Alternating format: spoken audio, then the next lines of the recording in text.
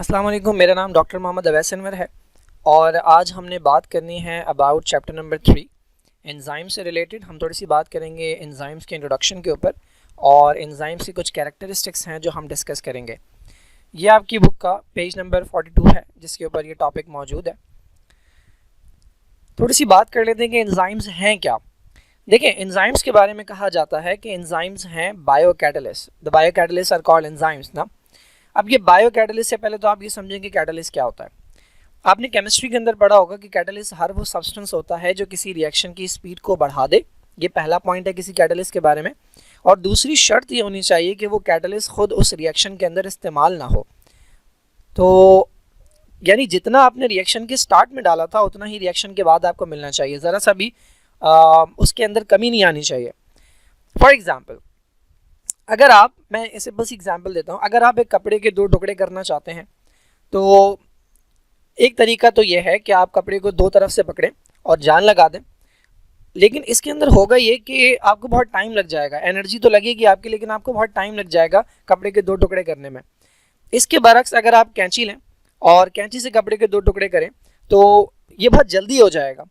तो उस कैंची ने किया क्या, आपका जो काम था उसकी स्पीड को बढ़ा दिया। जितनी देर में वो काम बिना कैंची के कंप्लीट होना था, अब वो काम जो है वो जल्दी कंप्लीट हो गया। तो इस सिचुएशन के अंदर जो कैंची है, जो सिजर्स हैं, वो बेसिकली एंजाइम के तौर पर बिहेव कर रही है, क्योंकि काम करने से पहले कैंची की जो हालत थी वही हालत काम करने के बाद भी है। इसका मतलब वो खुद उसके अंदर उस रिएक्शन के अंदर यूटिलाइज नहीं हुई। बिल्कुल इसी तरह से कैटलिस्ट जो है एक ऐसा मॉलिक्यूल होता है जो रिएक्शन की स्पीड को बढ़ा देता है लेकिन खुद उस रिएक्शन के अंदर यूटिलाइज नहीं होता। ऐसे कैटलिस्ट हमारी लाइफ के साथ भी एसोसिएटेड होते हैं, यानी लिविंग ऑर्गेनिज्म की बॉडी के अंदर भी पाए जाते हैं। तो वो तमाम कैटलिस्ट जो बायो के साथ एसोसिएटेड हैं, यानी लाइफ के साथ एसोसिएटेड हैं, वो बायो कैटलिस्ट कहलाते हैं एंजाइम्स। अगर एंजाइम्स ना हो हमारी बॉडी के अंदर तो सिंपल से रिएक्शंस को भी होने में बहुत सदियां लग जाएंगी। तो एंजाइम्स जो हैं ये बेसिकली ऐसे मॉलिक्यूल्स हैं जो रिएक्शन की स्पीड को फास्ट करते हैं लेकिन उस रिएक्शन के अंदर इस्तेमाल नहीं होते। ये जो टर्म है एंजाइम की, ये इस्तेमाल की थी इस साइंटिस्ट ने, फ्रेडरिक विलियम खून ने। ये कई बार पूछा जाता है एमसीक्यू के अंदर। तो यहाँ पर लिखी हुई एंजाइम की डेफिनेशन, एंजाइम्स में be define as organic substance. Organic substance वो होता है जिसमें कार्बन हो, हाइड्रोजन हो और उनके दरमियान कोवेलेंट बॉन्ड हो, capable of catalysing specific chemical reactions in the living system. यानी एंजाइम वो तमाम ऑर्गेनिक सब्सटेंसेस हैं जो किसी ना किसी केमिकल रिएक्शन को कैटलाइज कर सकते हैं, यानी उनकी स्पीड बढ़ा सकते हैं। अच्छा, इनिशियली ये ख्याल किया जाता था कि सारे के सारे एंजाइम्स जो हैं वो प्रोटीन्स हैं, लेकिन ये 2 लोग जो हैं, थॉमस कैच और सिडनी ऑल्टमैन, इन्होंने ये डिस्कवर किया कि कुछ आरएनए के molecule, RNA basically nucleic acid होता है, कुछ आरएनए के मॉलिक्यूल हैं जो बिहेव कर सकते हैं एज एन एंजाइम, यानी वो भी रिएक्शन की स्पीड को बढ़ा सकते हैं। तो ऐसे आरएनए के मॉलिक्यूल जो एंजाइम के तौर पर बिहेव कर सकें उनके लिए एक अलग से टर्म इस्तेमाल की जाती है जिसे हम राइबोजाइम कहते हैं। तो ये भी एमसीक्यू के अंदर पूछा जाता है कि राइबोन्यूक्लिक एसिड के वो मॉलिक्यूल जो एंजाइम के तौर पर बिहेव करते हैं वो क्या कहलाते हैं। लेकिन ज़्यादातर एंजाइम जो है, मेनली जो एंजाइम्स होते हैं वो प्रोटीन से ही बने होते हैं, प्रोटीन इन नेचर होता है। ओके, थोड़ी सी बात कर लेते हैं एनर्जी ऑफ एक्टिवेशन की कि एनर्जी ऑफ एक्टिवेशन है क्या। हमने ये तो डिस्कस कर लिया कि एंजाइम्स जो हैं वो स्पीड बढ़ाते हैं किसी भी केमिकल रिएक्शन की। सवाल ये पैदा होता है कि कैसे एंजाइम ऐसा क्या करता है कि रिएक्शन की स्पीड बढ़ जाती है। तो उसका आसान सा जवाब ये है कि एंजाइम्स एक्टिवेशन एनर्जी की रिक्वायरमेंट को डिक्रीज कर देते हैं, यानी जितनी एक्टिवेशन एनर्जी एंजाइम के बगैर चाहिए थी, एंजाइम डालने पर कम एक्टिवेशन एनर्जी में भी रिएक्शन हो जाता है। तो सबसे पहले तो हम ये समझते हैं कि एक्टिवेशन एनर्जी है क्या। देखिए, किसी भी रिएक्शन के अंदर होता क्या है, कोई ना कोई रिएक्टेंट होता है और वो कन्वर्ट होता है प्रोडक्ट के अंदर। यूजुअली हमारे पास कोई 2 रिएक्टेंट्स होते हैं। अच्छा, अब इन 2 रिएक्टेंट्स को हमने रिएक्ट करवाना है, लेकिन मसला ये है कि ये दोनों रिएक्टेंट्स स्टेबल हैं। फॉर एग्जांपल, हमारे पास एक हाइड्रोजन है और ऑक्सीजन है। अगर मैं इन दोनों को किसी बीकर के अंदर रख दूं या किसी बर्तन के अंदर रख दूं तो क्या ऐसा होगा कि ये दोनों खुद ब खुद मिल के वाटर बना दें? ऐसा बिल्कुल भी नहीं होता। ये तब तक नहीं होगा जब तक मैं इन्हें कुछ ना कुछ एनर्जी प्रोवाइड नहीं करूँगा। वो एनर्जी जो किसी भी रिएक्शन को स्टार्ट करने के लिए चाहिए होती है वो रिएक्शन कहलाती है एक्टिवेशन एनर्जी। बिल्कुल इसी तरह है कि जब भी आप कोई बिजनेस स्टार्ट करते हैं तो सबसे पहले आपको अपने पैसे लगाने पड़ते हैं, जिसे आप इन्वेस्टमेंट का नाम देते हैं। तो बेसिकली आपको हर रिएक्शन के अंदर इनिशियली कोई ना कोई एनर्जी इन्वेस्ट करनी पड़ती है। वो अमाउंट जो एनर्जी का आपको देना पड़ेगा किसी रिएक्शन को कि रिएक्शन स्टार्ट हो जाए, वो अमाउंट कहलाता है एक्टिवेशन ऑफ एनर्जी या एनर्जी ऑफ एक्टिवेशन एनर्जी। अच्छा, ये आप एक बार देखें, ये वाला जो बार आपको नज़र आ रहा है, ये इन्होंने शो किया है कि इतनी एनर्जी चाहिए थी विदाउट एंजाइम। ये एक रिएक्शन हो रहा है, यहाँ पर रिएक्टेंट है हमारे पास और ये प्रोडक्ट में कन्वर्ट हो रहे हैं, ये रिएक्शन है और ये एनर्जी की रिक्वायरमेंट है। इतनी एनर्जी चाहिए थी विदाउट एंजाइम, बिना एंजाइम के हमें इतनी एनर्जी चाहिए थी। जब इतनी एनर्जी मिलती है रिएक्टेंट को तब वो कन्वर्ट होना शुरू हो जाते हैं प्रोडक्ट के अंदर। जब हमने एंजाइम ऐड किया तो जब एनर्जी इतने पर पहुंची तभी रिएक्टेंट जो है वो कन्वर्ट होने लगे प्रोडक्ट के अंदर। तो एंजाइम्स ने बेसिकली किया क्या, इतनी ज़्यादा जो एनर्जी चाहिए थी एक्टिवेशन एनर्जी, उसकी डिमांड को कम कर दिया। अच्छा, अब सपोज कर लें कि यहाँ से लेकर यहाँ तक की एनर्जी हासिल करने में लगे तकरीबन 30 मिनट। तो यहाँ से लेकर यहाँ तक की एनर्जी हासिल करने में कितने मिनट लगेंगे, मेरे ख्याल में 7 मिनट या 8 मिनट। तो स्पीड बढ़ गई। तो एंजाइम्स बेसिकली स्पीड बढ़ाते ही ऐसे हैं कि वो एनर्जी एक्टिवेशन एनर्जी की जो डिमांड है उसे कम कर देते हैं। तो कम एनर्जी पर भी रिएक्शन स्टार्ट हो जाता है और प्रोग्रेस करने लगता है। तो ये बेसिक कॉन्सेप्ट है हमारे पास एक्टिवेशन एनर्जी का। ओके, ये हमारे पास नेक्स्ट पेज है। इसके अंदर हमने डिस्कस करने हैं कैरेक्टरिस्टिक्स ऑफ एंजाइम्स। ये हमारे पास कुछ कैरेक्टरिस्टिक्स हैं एंजाइम की कुछ प्रॉपर्टीज़ हैं। तो सबसे पहली प्रॉपर्टी हमारे पास ये है कि ज़्यादातर enzyme, most of the enzymes are protein in nature. ज़्यादातर एंजाइम जो है वो प्रोटीन के बने होते हैं, अमाइनो एसिड्स के बने होते हैं। अच्छा, और प्रोटीन की एक स्पेसिफिक टाइप है जिसे हम कहते हैं ग्लोबुलर प्रोटीन्स। ये पूछा जाता है एमसीक्यू के अंदर। ग्लोबुलर प्रोटीन्स जो हैं ये सर्कुलर प्रोटीन्स होते हैं, तो ज़्यादातर इस कैटेगरी के होते हैं। अच्छा, अब एंजाइम्स की दो टाइप्स हैं। या तो एंजाइम के अंदर सिर्फ और सिर्फ प्रोटीन पाया जाएगा, यानी अगर एक एंजाइम को आप तोड़ें तो उसके अंदर से आपको सिर्फ और सिर्फ अमाइनो एसिड मिलेंगे, क्योंकि प्रोटीन अमाइनो एसिड से मिलकर बनती है। तो ये एक टाइप है कि जिसके अंदर सिर्फ और सिर्फ प्रोटीन हो। ये इसकी दो एग्जाम्पल हैं, अमाइलेज और पेप्सिन। अमाइलेज जो है ये पाया जाता है दो जगहों के ऊपर बॉडी में, एक सलाइवा के अंदर और एक ही पाया जाता है पेनक्रियाटिक जूस में। दोनों जगहों पर इसका काम होता है कार्बोहाइड्रेट को डाइजेस्ट करना, स्टार्च को डाइजेस्ट करना। पेप्सिन पाया जाता है स्टमक के अंदर और इसका काम होता है प्रोटीन को डाइजेस्ट करना। अच्छा, प्रोटीन एक तो मैंने बताया कि एक टाइप हो गई कि जिसके अंदर सिर्फ और सिर्फ प्रोटीन पाया जाता है। दूसरी टाइप वो है कि जिसके अंदर आपको प्रोटीन भी मिलता है और एक एक्स्ट्रा पार्ट होता है जो प्रोटीन के अलावा किसी और चीज़ का बना होता है। यहाँ पर उस नॉन प्रोटीन पार्ट को इन्होंने नाम दिया है प्रोस्थेटिक ग्रुप का। फॉर एग्जाम्पल, ये हमारे पास एंजाइम है और ये पूरा का पूरा प्रोटीन से बना हुआ है। ये दूसरा एंजाइम है, ये इसके अंदर थोड़ा सा ये वाला प्रोटीन पार्ट है और ये वाला जो एक्स्ट्रा पार्ट आपको नजर आ रहा है ये नॉन प्रोटीन पार्ट है। तो इस पार्ट को इन्होंने नाम दिया हुआ है प्रोस्थेटिक ग्रुप का। अच्छा, एंजाइम्स जो हैं इनकी एक प्रॉपर्टी ये हमने डिस्कस कर ली। इनकी एक प्रॉपर्टी होती है कि ये रिएक्ट कर सकते हैं एसिडिक और अल्कलाइन मीडियम के अंदर या सब्सटेंसेस के साथ। क्यों एक एंजाइम जो है वो दोनों तरह के एनवायरनमेंट में काम, क्यों एंजाइम्स, ओवरऑल एंजाइम्स दोनों तरह के एनवायरनमेंट में काम कर सकते हैं? क्योंकि इनके अंदर मौजूद होती है प्रोटीन। ये सेकेंड ईयर के अंदर आप अमाइनो एसिड का स्ट्रक्चर पढ़ेंगे तो वहाँ पर आपको समझ आएगा कि इसका एक्चुअल रीज़न क्या होता है कि प्रोटीन्स जो हैं उनकी वजह से एंजाइम्स एसिडिक और अल्कलाइन दोनों मीडियम में काम कर सकते हैं। एक इंपॉर्टेंट बात मैं आपको बताऊँ अगर, तो नीचे अगर आप देखें तो यहाँ लिखा है कि एंजाइम्स जो हैं ये वर्क करते हैं स्पेसिफिक पीएच पे। पीएच क्या होती है? पीएच बेसिकली होती है पावर ऑफ हाइड्रोजन, यानी किसी भी सब्सटेंस के अंदर हाइड्रोजन आयन कितने ज़्यादा हैं। अच्छा, हाइड्रोजन आयन के साथ जो पीएच का रिलेशन होता है वो होता है इन्वर्सली रिलेटेड।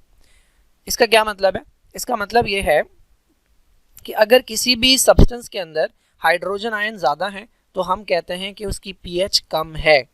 अगर आपने पीएच का स्केल देखा हो तो 0 से स्टार्ट होता है और वो 14 तक जाता है और इसके दरमियान में एक पॉइंट होता है 7, ये न्यूट्रल पॉइंट है। 7 से इस तरफ 0 की तरफ जितना भी है ये एसिडिक होता है और इससे ऊपर जितना भी है ये बेसिक होता है।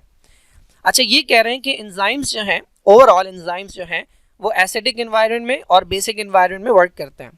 यहाँ पर ये कह रहे हैं कि एक एंजाइम जो है वो किसी एक ख़ास पीएच के ऊपर काम करता है, यानी अगर एक एंजाइम यहाँ काम करता है, ये 3 है पीएच, तो वो एंजाइम यहाँ काम नहीं करेगा, 8 पीएच पे काम नहीं करेगा। ये मैं समझाता हूँ इसका मतलब क्या है। देखें, हम ये बात करते हैं कि इंटर का जो स्टूडेंट है उसके अंदर ये एबिलिटी है, इंटर के स्टूडेंट्स के अंदर ये एबिलिटी होती है कि वो दोनों सब्जेक्ट पढ़ सकते हैं, बायोलॉजी भी पढ़ सकते हैं और मैथमेटिक्स भी पढ़ सकते हैं। लेकिन एक स्टूडेंट एक वक्त में एक ही सब्जेक्ट पढ़ता है, या तो वो बायो का स्टूडेंट होता है या वो मैथ्स का स्टूडेंट होता है। बिल्कुल इसी तरह से हम जब सारे एंजाइम्स की बात करते हैं तो हम कहते हैं कि एंजाइम्स जो हैं वो एसिडिक और अल्कलाइन दोनों तरह की एनवायरनमेंट में काम करते हैं, दोनों तरह के सब्सटेंस के साथ रिएक्ट करते हैं। इसका मतलब क्या है? इसका मतलब ये है कि ओवरऑल एंजाइम्स की हम बात कर रहे हैं। अगर हम किसी एक एंजाइम को पकड़ें तो वो एक एंजाइम या तो एसिडिक एनवायरनमेंट में काम करने वाला होगा या बेसिक एनवायरनमेंट में।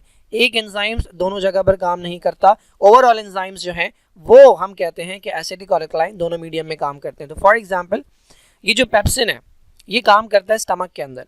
स्टमक का एनवायरनमेंट होता है एसिडिक। अगर आप इसे उठाकर ले जाएं इंटेस्टाइन में और इसे कहीं काम करो तो ये वहाँ काम नहीं करेगा, बिकॉज एंजाइम्स जो हैं ये स्पेसिफिक पीएच पे काम करते हैं। इसी तरह से एंजाइम्स जो हैं ये थर्मोलेबाइल होते हैं, हीट सेंसिटिव होते हैं। इसका मतलब ये है कि एंजाइम्स किसी स्पेसिफिक टेम्परेचर के ऊपर बेटर वर्क करते हैं। अगर टेम्परेचर चेंज होगा तो एंजाइम की एक्टिविटी डिक्रीज होती है। इंसानों के जो एंजाइम्स हैं वो 37 डिग्री सेल्सियस के ऊपर बेस्ट वर्क करते हैं, ये इनका ऑप्टिमम टेम्परेचर होता है। अगर टेम्परेचर कम या ज़्यादा होगा तो एंजाइम की एक्टिविटी डिक्रीज होती है। और इवन अगर बहुत ज़्यादा टेम्परेचर हो जाए, फॉर एग्जांपल 100 डिग्री तक चला जाए, तो एंजाइम का स्ट्रक्चर डिस्ट्रॉय होता है, डैमेज होता है। ओके, तो दो प्रॉपर्टीज़ हो गई। तीसरी प्रॉपर्टी हमने ये डिस्कस कर ली कि ये टेम्परेचर सेंसिटिव और पीएच सेंसिटिव होते हैं। अच्छा, इसके बाद ये हमारे पास दो टर्म्स हैं, एंडो एंजाइम और एक्सो एंजाइम। मैं बताता हूँ ये क्या है। ये हमारे पास एक सेल है, तो इस सेल के अंदर ये एक एंजाइम बना, ठीक है। इसका काम है किसी चीज़ को काटना, फॉर एग्जांपल ये प्रोटीन काटने वाला एंजाइम है। अगर तो ये एंजाइम इसी सेल के अंदर वर्क करे तो हम ऐसे एंजाइम को कहते हैं एंडो एंजाइम। एक एंजाइम जो जिस सेल में बने उसी सेल में काम करे वो कहलाता है एंडो एंजाइम। ज़्यादातर ऐसे ही होता है कि जो एंजाइम जिस सेल में बनता है उसी में काम करता है। लेकिन अगर सपोज कर लें ये एंजाइम इस सेल से बाहर आ जाता है और ये बराबर वाले सेल में जाके काम करता है, तो अब ये एंडो एंजाइम नहीं कहलाएगा, अब ये कहलाएगा एक्सो एंजाइम, ठीक है। तो यही बताया गया यहाँ पे कि अगर एक एंजाइम जो है वो उसी सेल के अंदर काम करे जिस सेल के अंदर वो बना है तो वो कहलाता है एंडो एंजाइम। और इसी एंडो एंजाइम के लिए एक और लफ्ज़ ये इस्तेमाल करते हैं, वो है इंट्रा सेलुलर। इंट्रा का मतलब विद इन। और अगर एक एंजाइम जो है वो सेल के बाहर जाकर काम करे, भले बराबर वाले सेल में काम करे, भले बहुत दूर वाले जाके सेल में काम करे, तो वो कहलाता है एक्सो एंजाइम। या इसे आप एक्स्ट्रा सेलुलर भी कह सकते हैं या आप इसे कह सकते हैं इंटर सेलुलर। एक्स्ट्रा सेलुलर जो है ये बेटर वर्ड होगा। ओके, नेक्स्ट प्रॉपर्टी क्या है? They are specific in their nature and their action. Specific in their nature का मतलब ये है कि एक एंजाइम जो है वो किसी एक मॉलिक्यूल के ऊपर वर्क करता है। फॉर एग्जांपल हमारे पास ये एक एंजाइम है, ये एक एंजाइम है, तो ये किसी खास मॉलिक्यूल के ऊपर काम करेगा। फॉर एग्जांपल ये इसका वो मॉलिक्यूल है जिस पर ये काम कर रहा है, लेकिन इसके सामने ये वाला मॉलिक्यूल भी है और ये वाला मॉलिक्यूल भी है। तो एंजाइम हर मॉलिक्यूल के ऊपर वर्क नहीं करता, एंजाइम का कोई ख़ास मॉलिक्यूल होता है जिसके ऊपर ये वर्क करता है और उस मॉलिक्यूल को हम नाम देते हैं सबस्ट्रेट का। एंजाइम जिस मॉलिक्यूल के ऊपर वर्क करता है उस मॉलिक्यूल को हम कहते हैं सबस्ट्रेट। तो हर एंजाइम का कोई ख़ास सबस्ट्रेट होता है जिसके ऊपर वो वर्क करता है। अभी मैंने आपको पीछे बताया था कि अमाइलेज जो है ये सलाइवा के अंदर भी पाया जाता है और ये पेनक्रियास के जूस के अंदर भी पाया जाता है। इसका सबस्ट्रेट क्या है? इसका सबस्ट्रेट है स्टार्च। स्टार्च जो कि एक तरह का कार्बोहाइड्रेट है। ये कभी प्रोटीन के ऊपर वर्क नहीं करेगा, ये कभी लिपिड के ऊपर वर्क नहीं करेगा, क्योंकि हर एंजाइम का कोई ना कोई ख़ास सबस्ट्रेट होता है, कोई ना कोई ख़ास मॉलिक्यूल होता है जिस पर वो वर्क करता है। जिस तरह एक टीचर का कोई स्पेसिफिक सब्जेक्ट होता है वो सिर्फ उसी सब्जेक्ट के स्टूडेंट को पढ़ाता है, बिल्कुल इसी तरह से एंजाइम का कोई ख़ास स्पेसिफिक एक मॉलिक्यूल होता है जिस पर वो वर्क करता है। अच्छा, एक और चीज़ कि एंजाइम का मॉलिक्यूल जो है वो साइज़ में सबस्ट्रेट के मॉलिक्यूल से बड़ा होता है। अभी मैंने आपको बनाकर दिखाया था कि ये हमारे पास एक एंजाइम है, इसका मॉलिक्यूल जो है ये इसका सबस्ट्रेट है। एंजाइम का मॉलिक्यूल सबस्ट्रेट के मॉलिक्यूल से साइज़ में हमेशा बड़ा होता है। एक और चीज़, एंजाइम्स जो हैं उनकी रिक्वायरमेंट बहुत कम होती है, यानी एंजाइम्स का जो अमाउंट होता है वो आपको बहुत थोड़ा चाहिए होता है एज़ कम्पेयर टू सबस्ट्रेट। मैंने अभी एग्जांपल दी थी आपको थोड़ी देर पहले एंजाइम को समझाते हुए कि आपको अगर कपड़ा काटना है तो उसके लिए आप कैंची जब इस्तेमाल करते हैं तो वो एंजाइम है। क्या आपको 10,000 कैंचियाँ चाहिए होती हैं कपड़े काटने के लिए? नहीं, आप 10,000 कपड़े काट सकते हैं उसी एक कैंची से। तो एंजाइम्स का अमाउंट जो है वो आपको बहुत कम चाहिए होता है, बहुत थोड़ा सा एंजाइम जो है वो बहुत ज़्यादा सबस्ट्रेट के ऊपर रिएक्ट कर सकता है। इसकी एग्जाम्पल मैं इस तरह से देता हूँ कि जो सबस्ट्रेट है वो बेसिकली स्टूडेंट है, जो एंजाइम है वो एक टीचर है, और टीचर किस पर वर्क करता है? टीचर वर्क करता है स्टूडेंट के ऊपर, तो वो स्टूडेंट जो है वो उसका सबस्ट्रेट है। ठीक है, टीचर की एज जो है वो स्टूडेंट से ज़्यादा होती है। ये इस बात को शो करता है कि एंजाइम का जो मॉलिक्यूल होता है वो सबस्ट्रेट के मुकाबले में बड़ा होता है, लार्ज होता है। एक टीचर रिक्वायर्ड होता है बहुत सारे स्टूडेंट्स को हैंडल करने के लिए, ठीक है। बिल्कुल इसी तरह से एंजाइम बहुत थोड़ा सा चाहिए होता है, बहुत ज़्यादा सबस्ट्रेट को हैंडल कर सकता है। सिमिलरली जिस तरह से एक टीचर स्पेसिफिक होता है अपने स्टूडेंट के साथ, ठीक है, जैसे मेरा सब्जेक्ट बायोलॉजी है तो मैं उन्हीं स्टूडेंट्स को पढ़ाता हूँ जो बायो पढ़ते हैं, बिल्कुल इसी तरह एक एंजाइम जो है वो स्पेसिफिक होता है अपने सबस्ट्रेट के साथ, हर मॉलिक्यूल के साथ रिएक्ट नहीं करता। अच्छा, एंजाइम्स की एक पर्टिकुलर साइट होती है जिसे आप कहते हैं एक्टिव साइट, जहाँ पर रिएक्शन होता है। जिस तरह से हमारी बॉडी के अंदर एक पॉइंट है जहाँ से हम खाना खाते हैं, वो है हमारा माउथ, ठीक है। और कोई बॉडी का हिस्सा नहीं है कि जहाँ से खाना हमारी बॉडी के अंदर जाता हो नॉर्मली। अदरवाइज तो आप कहेंगे कि जो ड्रिप लगाते हैं तो वहाँ से भी जा सकते हैं, बट नॉर्मली माउथ जो है उसके थ्रू फूड पार्टिकल्स अंदर जाते हैं। बिल्कुल इसी तरह से एंजाइम का जो मॉलिक्यूल होता है उसके अंदर भी कोई ना कोई एक स्पेसिफिक साइट होती है कि जहाँ पर आकर उसका सबस्ट्रेट बैठता है और यहीं पर रिएक्शन होता है। तो इस पूरे एंजाइम के अंदर ये वाला एरिया जो आपको नज़र आ रहा है, this is known as the active site. यही वो साइट है कि जहाँ पर आकर इसका सबस्ट्रेट, ये इसका सबस्ट्रेट है, ये आकर यहाँ बैठेगा और रिएक्शन होगा। तो this is known as the active site. अच्छा, एंजाइम की एक्टिविटी को बढ़ाया भी जा सकता है और कम भी किया जा सकता है। तो जिन सब्सटेंसेस से बढ़ाया जा सकता है उन्हें हम एक्सेलरेटर्स या एक्टिवेटर्स कहते हैं। एक्टिवेटर्स के अंदर हमारे पास कुछ आयंस होते हैं, लाइक मैंगनीज है, लाइक निकल है, मैग्नीशियम है, क्लोरीन है या क्लोराइड आयन है। ये वो आयंस हैं कि जो अगर कुछ एंजाइम्स को ये चाहिए होते हैं, इससे उनकी एक्टिविटी जो है वो बढ़ जाती है, एक्सेलरेट हो जाती है। इसी तरीके से कुछ मॉलिक्यूल्स ऐसे होते हैं कि जिनसे एंजाइम की एक्टिविटी कम हो जाती है या रुक जाती है, इन्हें हम कहते हैं इनहिबिटर्स, ठीक है। यहाँ पर एग्जांपल दी हुई है सबस्ट्रेट कॉन्सेंट्रेशन। सबस्ट्रेट कॉन्सेंट्रेशन का मतलब यह है कि जिस मॉलिक्यूल के ऊपर एंजाइम काम कर रहा है, अगर उसकी क्वांटिटी बढ़ती जाती है तो एंजाइम की एक्टिविटी बढ़ती जाती है, लेकिन एक हद से ज़्यादा अगर सबस्ट्रेट हो जाए तो एंजाइम की एक्टिविटी डिक्रीज हो जाती है।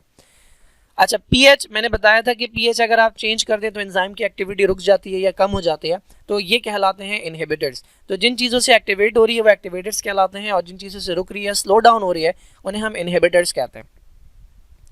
एक और हमारे पास ये प्रॉपर्टी है, ये मैं पहले भी बता चुका हूँ, ये एंजाइम की बेसिक डेफिनेशन है। एंजाइम वो है जो किसी भी रिएक्शन की स्पीड को चेंज करता है, बढ़ाता है, लेकिन खुद केमिकली अनचेंज रहता है।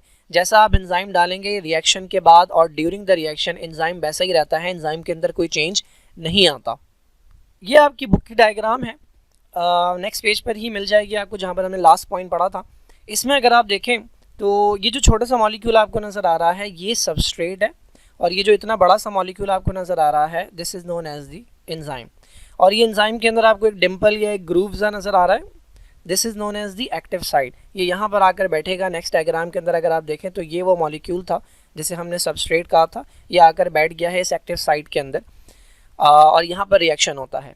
ये जो सबस्ट्रेट है इसका नाम है ग्लूकोज, और इस ग्लूकोज के ऊपर जो वर्क करता है एंजाइम, उस एंजाइम का नाम है हेक्सोकाइनेज, ठीक है। तो ये दिखा रही है, ये डायग्राम दिखा रही है कि कैसे एंजाइम जो है वो रिएक्ट करता है विद द सबस्ट्रेट। मैंने कहा था कि एंजाइम का मॉलिक्यूल जो है वो सबस्ट्रेट के मुकाबले में लार्ज होता है। देखें कितना लार्ज है as compare to the substrate enzyme का मॉलिक्यूल।